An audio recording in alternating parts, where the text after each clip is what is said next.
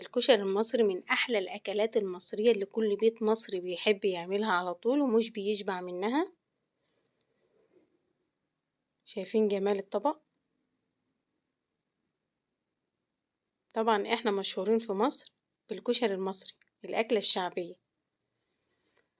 الطريقة كاملة عندي على الصفحة، تقدروا تشوفوها.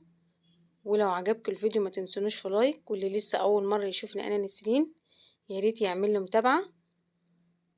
وشكرا لكم، وإن شاء الله استنونوا فيديو جديد.